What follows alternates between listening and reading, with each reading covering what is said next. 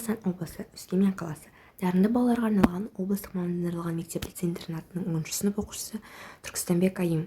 Менің ұсынып отырған жобамның номинациясы «Жақсылық керуені». Тақырыбы MedHelp медициналық волонтерлік ұйымын құру жобасы. Қазіргі таңда шалғай ауыл аймақтарда медицинаның дамымауы өте көптеген үлкен апаттардың бірі болып саналады.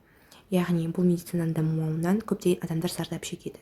Сол үшін де мен жастар болып MedHelp медициналық волонтерлік ұйымын құру жобасын және оны ары қарата қалай жүзеге асыру болатынын көрсететін боламын. Мақсатты аудитория және мәселелер. Мүгедектер мен жағдайы жоқ қарттар, яғни шалғай аумақта тұратын мүгедектер, көптеген жағдайы жоқ қарттар, яғни қараусыз отырған адамдар. Олар жергілікті медициналық көмектің жағдайы төмен дұрыс көрсетілмеуі, яғни мүгедектердің ауруханаларда дұрыс қаралмауы. Ауылдағы халық тұрғындары, яғни қарапайым халық. Қалалық ауруханаларға шығу мүмкіндігінің аздығы. Медицина университетінің студенттері, медициналық мекемелерде жұмыс жасайтын жастар. Яғни осы ұйымға кіріп, медицина университетінің студенттері, көптеген жастар жұмыстық тәжірибенің аздығынан жұмысқа кіре алмайды.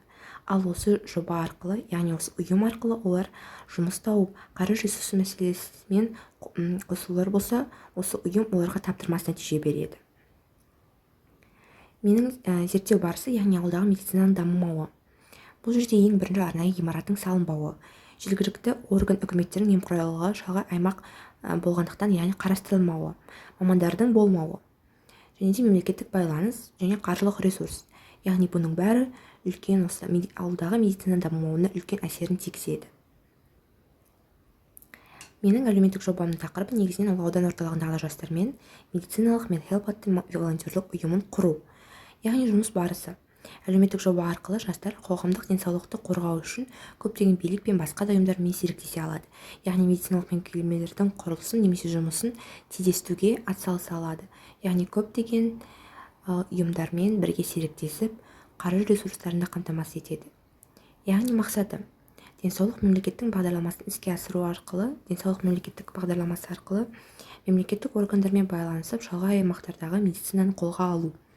Қарттардың денсаулығы үшін волонтерлер арнайы іс-шараларды жүргізу. Яғни нәтижесінде біз мықты мамандармен бірге, дәрігерлермен мемлекет тарапынан қаржы ресурстарына қол жеткізе аламыз. Шалғай аймақтарда қарттардың денсаулығын бақылай аламыз. Келесі бізде әлеуметтік жобаның жоспары. Яғни менің жобамның жоспары бірінші қадамы ең бірінші заңды тіркеу. Яғни заңды тіркеу қажет. Жастарды ұйымға шақыру керек. Волонтерлік жұмыстарды ұсыну қажет. Екінші қадам. Яғни мемлекеттік және жергілікті органдармен байланыс орнатып, ұйымның қызметін кеңейту үшін олардан көмек сұрау. Яғни үшінші қадам. Яғни дәрігерлерді менің алып отырған шалғай аймағым, ауылым, перевальный ауылына тарту. Волонтерлармен бірге ауыл тұрғындарына іс-шаралар жүргізіп бастау. Халықпен байланыс орнатып, денсаулық сақтау шараларына апта сайын қарттар мен жастарды бөліп шақырып отыру. Яғни солай халықпен байланыс орнатылып, бұл ұйым одан әрі өзінің маңызын ала түседі. Жеке кәсіпкерлермен серіктестік жасауға болады. Яғни ұйымның жаңашылдығы осы жеке кәсіпкерлермен серіктестік десек те болады. Яғни жеке кәсіпкерлер өз еркімен ұйымға көмектесе алады.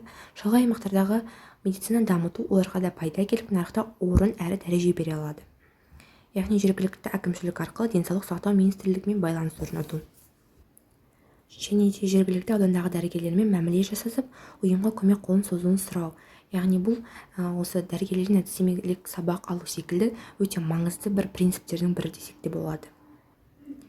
Яғни мен жобаны әлеуметтік жоба тақырыбында алып тұрғандықтан, келесі менің әлеуметтік лидер ретінде мені болашақтағы іс-әрекеттерім қандай болмақ, және бұл жобаны ары қарата дамыту үшін мен қандай іс-әрекеттерге барамын.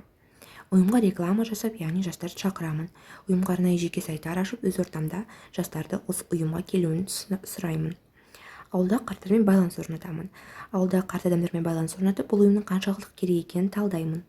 Денсаулық сақтау ұйымдарымен байланыс жасаймын. Бұл жобаны әлі де дамыту үшін көптеген серіктестік жолдарын іздеп байланысқа шығамын. Және алғашқы медициналық көмек дағдыларын үйреніп, жас волонтерлерге іс-шара сабақтарын ұйымдастырып, біліміммен бөлісемін. Осылайша жастармен біз көптеген іс-әрекеттер жасап, әлі де басқа осы бүкіл Қазақстан аумағы бойынша медицинаны дамытып, осы медициналық волонтерлік ұйымын қолға ала аламыз. Және де бұл таптырмас бір үлкен нәтиже беретін ұйым болатынына мен кәміл сенемін. назарларыңызға рахмет.